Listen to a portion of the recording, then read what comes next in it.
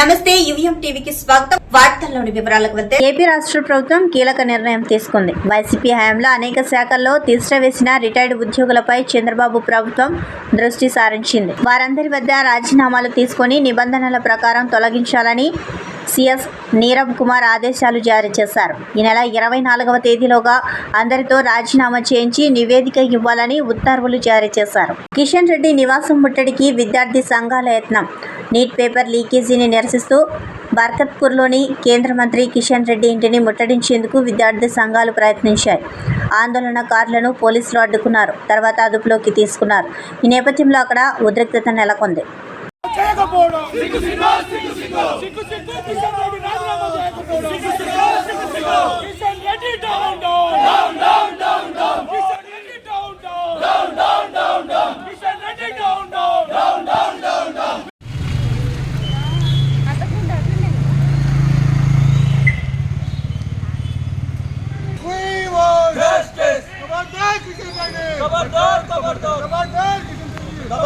खबरदार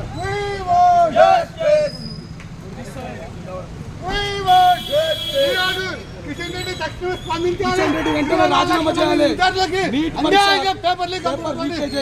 బీజేపీ ప్రభుత్వం కేంద్ర మంత్రి కిషన్ రెడ్డి వెంటనే న్యాయం చేయాలి. భారతీయ విద్యార్థులకు వెంటనే న్యాయం చేయాలి. భారతీయ విద్యార్థులకు వెంటనే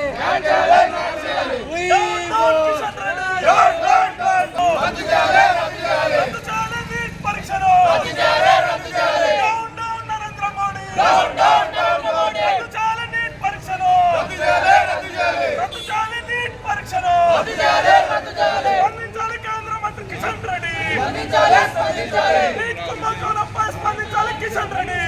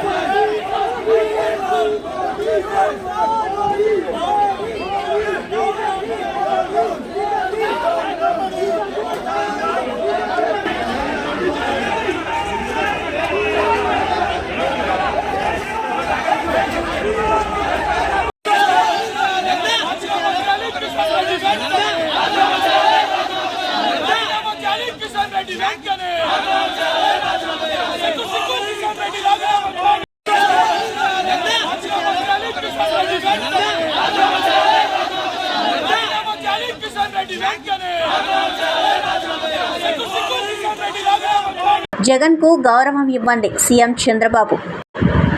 ఏపీ మాజీ సీఎం జగన్ వాహనాన్ని అసెంబ్లీ ప్రాంగణం లోపలికి అనుమతించాలని సీఎం చంద్రబాబు నాయుడు అధికారులను ఆదేశించారు.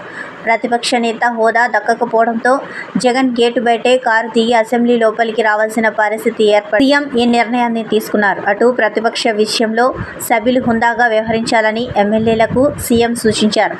చిన్న చిన్న అంశాలను రాజకీయం చేయవద్దని, రాగద్వేషాలకు తావు ఇవ్వొద్దని టీడీపీ సహచరులకు బాబు తెలిపారు. బాపట్ల జిల్లా చీరాల మండలం ఈపురపాలెం గ్రామంలో శుక్రవారం హత్య గావింపబడిన యువతిని పోలీసులు గుర్తించారు. డీఎస్పీ ప్రసాద్ తెలిపిన వివరాల ప్రకారం ఈపురపాలెం సీతారామపేటకు చెందిన సుచరిత ఉదయం బహిర్భూమికి వెళితే గుర్తు తెలియని వ్యక్తులు అత్యాచారం చేసి అనంతరం హత్య చేసినట్లు తెలిపారు. స్క్వాడ్ రంగంలోకి దింపినట్లు డీఎస్పీ ప్రసాద్ మీడియాతో తెలిపారు. అయితే ఈరోజు ఏపీ హోమ్ మినిస్టర్ అనిత తానే సంఘటనా స్థలాన్ని పరిశీలించి అధికారులను వివరాలు అడిగి తెలుసుకున్నారు. నిందితులు ఎవరైనా సరే ఉపేక్షించబోమని, తక్షణమే పోలీస్ యంత్రాంగం ఈ కేసుపై విచారణ వేగవంతం చేయాలని ఆమె తెలిపారు.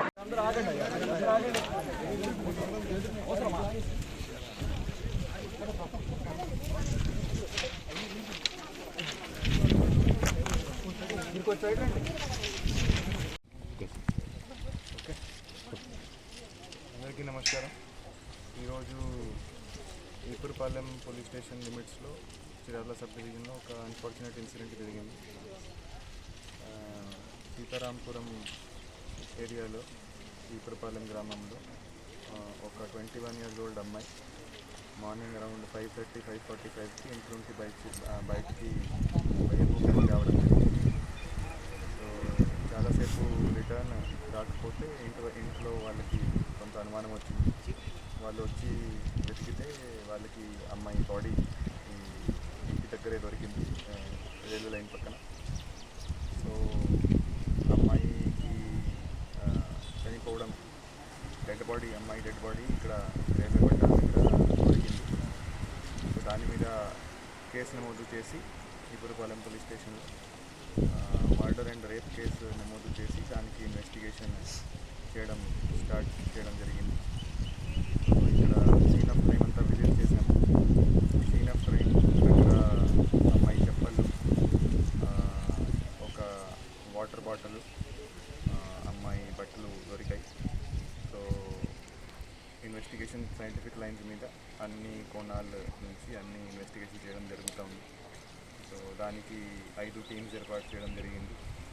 సో ఎవరైతే సస్పెక్ట్స్ ఉన్నారో వాళ్ళని ఒక లిస్ట్ ప్రిపేర్ చేసి సస్పెక్ట్స్ను 1 by 1 ఇంటర్వ్యూ చేయడం జరుగుతుంది. అండ్ త్వరలోనే ముద్దాయిను పట్టుకోవడం జరుగుతుంది. సో ఈ కేసును మేము ప్రతిష్టాత్మకంగా తీసుకొని ఒక సవాల్గా తీసుకొని ఖచ్చితంగా ఈ కేసు డిటెక్ట్ చేస్తాము. అండ్ ఎవరైతే రెస్పాన్సిబుల్ ఉన్నారో, ఎవరైతే ముద్దాయిలు ఉన్నారో వాళ్ళని త్వరలోనే పట్టుకొని వాళ్ళకి శిక్ష పడేలాగా ఖచ్చితంగా మేము యాక్షన్ తీసుకుంటాం. Thank you.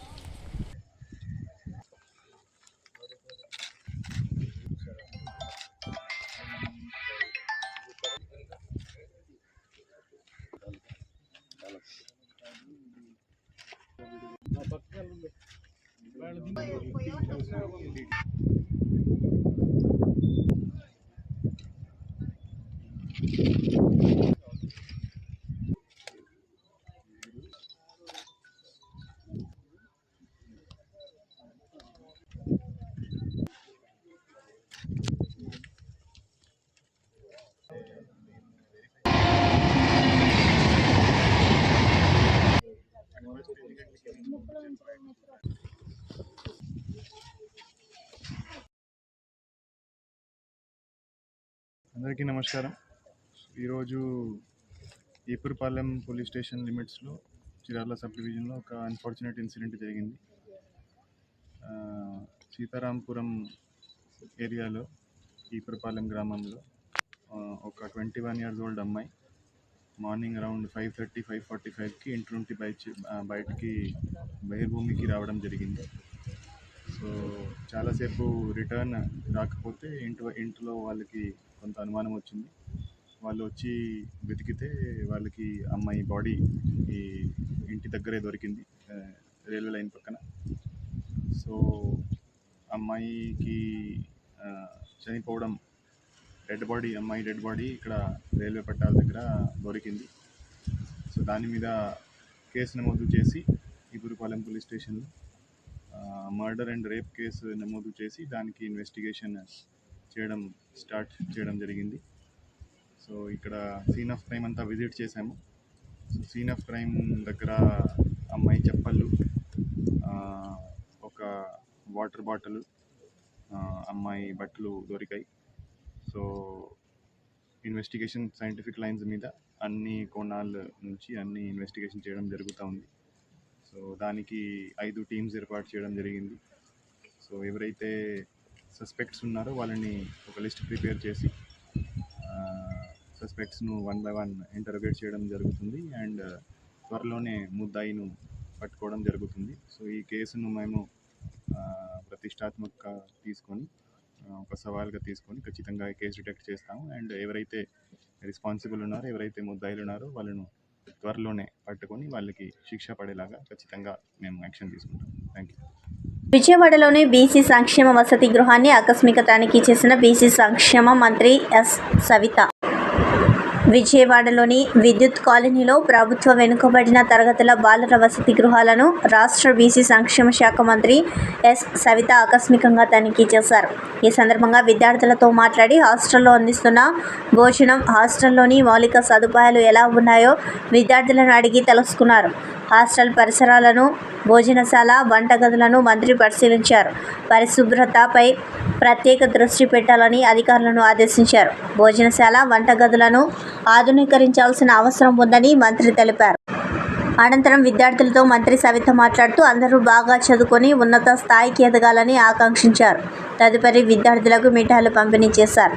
వసతి గృహంలో ఏ సమస్య ఉన్నా నేరుగా తనకు ఫోన్ చేయమని విద్యార్థులకు మంత్రి ఫోన్ నెంబర్ ఇచ్చారు. ఈ కార్యక్రమంలో పలువురు స్థానిక ప్రజాప్రతినిధులు తదితరులు పాల్గొన్నారు.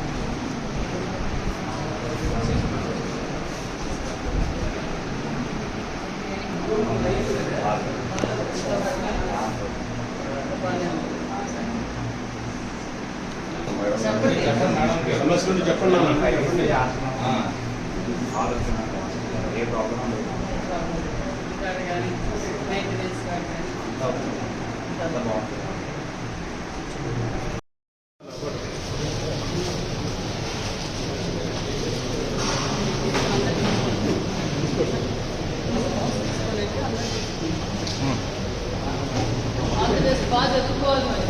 చెప్పాలి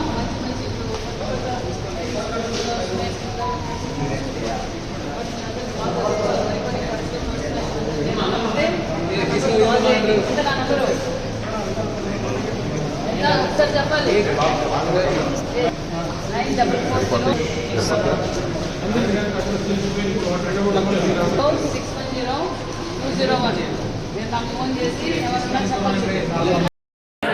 వాళ్ళు మళ్ళీ కావాలంటే మళ్ళీ అక్కడికి పోవాలి. వాళ్ళు చిన్నది చెప్తూనే ఉంటుందా?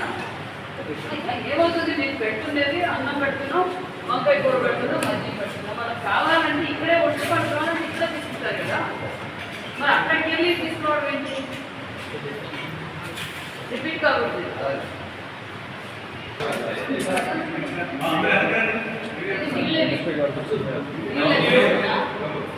ఈ డైనింగ్ హాల్లో వాటర్ పెట్టడం అయినా ఒక ఫ్యాన్ అక్కడ ఉండాలి కదా పట్టుకోవడానికి. పైన పెట్టారు.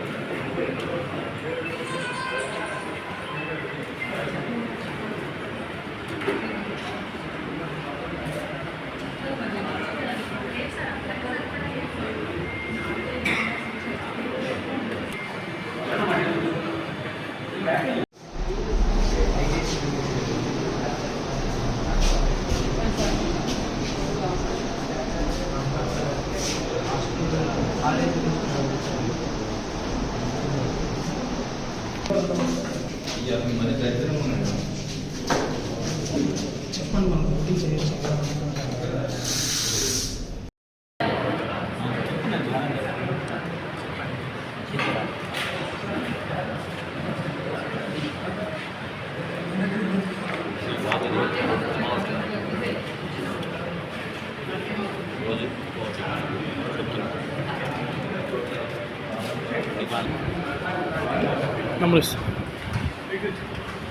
తాడేపల్లి సీతారాం నగర్ నిర్మాణంలో ఉన్న వైసీపీ కేంద్ర కార్యాలయం కూల్చివేత.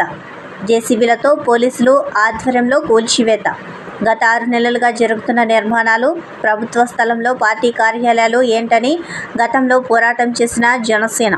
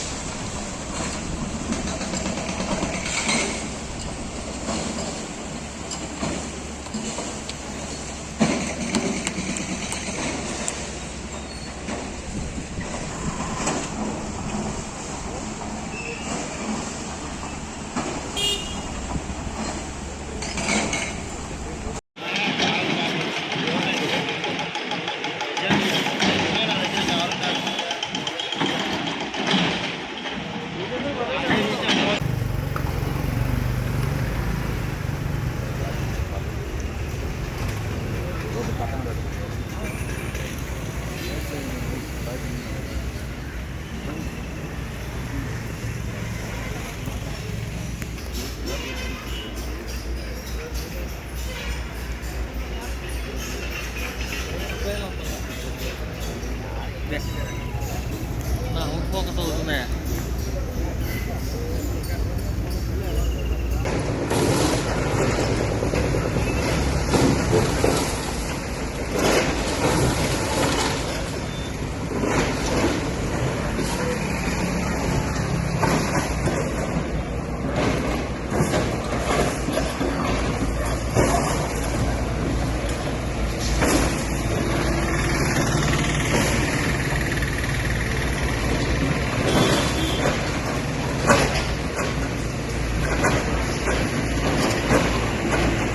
ఈ సమావేశానికి వైద్య ఆరోగ్య శాఖ మంత్రి సత్యకుమార్, పురపాలక శాఖ మంత్రి నారాయణ, సిఎస్ నీరబ్ కుమార్ ప్రసాద్, పురపాలక శాఖ ప్రత్యేక ప్రధాన కార్యదర్శి అనిల్ కుమార్ సింఘాల్, ఆరోగ్య శాఖ ప్రత్యేక ప్రధాన కార్యదర్శి ఎంటీ కృష్ణబాబు తదితరులు హాజరయ్యారు.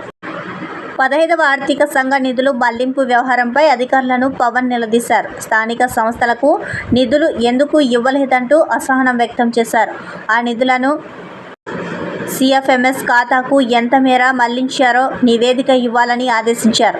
విజయవాడలో డయేరియా కేసులు ఉత్పన్నం కావడానికి తాగునీటి సరఫరాలో లోపాలే కారణమని ఆయన అభిప్రాయపడ్డారు. మలేరియా సహా వివిధ రకాల అంటువ్యాధుల నివారణ, నీటి ద్వారా సంక్రమిత వ్యాధుల నియంత్రణ సంసిద్ధతపై మంత్రులు అధికారులతో చర్చించారు. నీట్ పరీక్షలు 2024 ఫలితాలు నీట్ పరీక్ష నిర్వహణపై విద్యార్థుల తల్లిదండ్రుల నుండి అనేక అనుమానాలు వ్యక్తమవుతున్నందున నీట్ పరీక్ష నిర్వహణ తీరుపై సమగ్ర విచారణ నిర్వహించి విద్యార్థులందరికీ న్యాయం చేయాలని భారత ప్రజాతంత్ర యువజన సమైక్య డివైఎఫ్ఐ పట్టణ అధ్యక్ష కార్యదర్శులు వంశీ శివ, ఎస్ఎఫ్ఐ పట్టణ నాయకులు రఫీ డిమాండ్ చేస్తూ నంద్యాల ఎంఆర్ఓ ఆఫీస్ దగ్గర నిరసన కార్యక్రమం చేసి అనంతరం ఎంఆర్ఓకి వినతి పత్రం ఇవ్వడం జరిగిందని డివైఎఫ్ఐ నంద్యాల పట్టణ కార్యదర్శి శివ తెలిపారు. ఈ కార్యక్రమంలో టౌన్ సహాయక కార్యదర్శి బొగ్గులేని సాయి, నడిగడ్డ మాభాష, నాయకులు మహేష్, హరి, సిద్ధు, రమేష్, బాబు, సుభాష్, ప్రసాద్, నాగేంద్ర, సుధాకర్, బన్నీ, రియాజులు పాల్గొన్నారు. ఈ సందర్భంగా వారు మాట్లాడుతూ 2024 నీట్ పరీక్షల నిర్వహణ బాధ్యత చేపట్టిన ఎన్టీఏ నేషనల్ టెస్టింగ్ ఏజెన్సీ వ్యవహరించిన తీరుపై దేశవ్యాప్తంగా అనేక అనుమానాలు, అభ్యంతరాలు వ్యక్తమవుతున్నందున ఎన్టీఏ పారదర్శకత, పరీక్ష నిర్వహణపై ప్రత్యేక దర్యాప్తు సంస్థలతో సమగ్ర న్యాయ విచారణ జరిపించాలని డిమాండ్ చేస్తున్నామని అన్నారు. నీట్ పరీక్ష ఫలితాలలో ఒకే పరీక్ష కేంద్రంలో గల ఒకే సీరియల్ నెంబర్లతో కూడిన ఉన్న విద్యార్థులకు ర్యాంకులు రావడం ఎలా సాధ్యమవుతుందని ప్రశ్నించారు. లక్షలాది మంది విద్యార్థులు దీనిపై తీవ్రమైన అభ్యంతరాలు వ్యక్తం చేశారు. దేశవ్యాప్తంగా సుమారు 24 లక్షల మంది విద్యార్థుల జీవితాలతో ముడిపడి ఉన్న అంశం వెనుక నీట్ పరీక్ష నిర్వహణ ఎన్టీఏ వ్యవహరించిన తీరుపై పూర్తిస్థాయి విచారణ చేపట్టి విద్యార్థులకు న్యాయం చేయాలని డిమాండ్ చేశారు.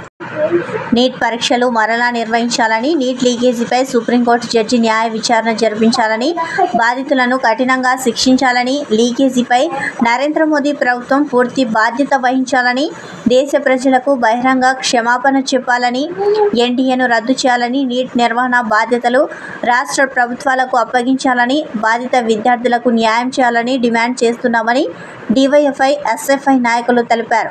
లేని ఎడల దేశ ఆప్తంగా నేటి విద్యార్థులను కలుపుకొని ఆందోళన చేపడతామని ఆందోళన చేపట్టడానికి సిద్ధమవుతామని వారు తెలిపారు. సైదాబాద్లో వ్యక్తి అనుమానాస్పద మృతి. లక్ష్మీనగర్ పార్క్ వద్ద మృతదేహం లభ్యం. ఉస్మానియా ఆసుపత్రికి తరలింపు. మృతుడు షాద్నగర్ అన్నారం గ్రామానికి చెందిన శ్రీకాంత్గా గుర్తింపు.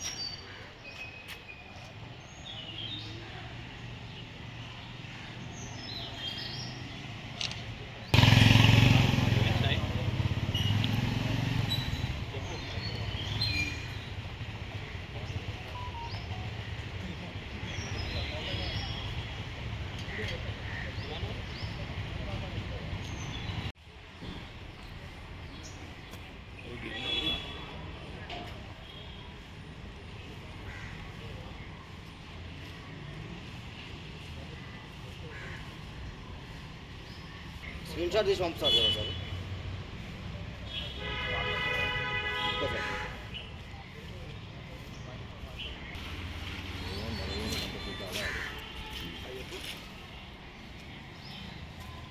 ఈ వార్తలు ఇంతటితో సమాప్తం. నమస్కారం.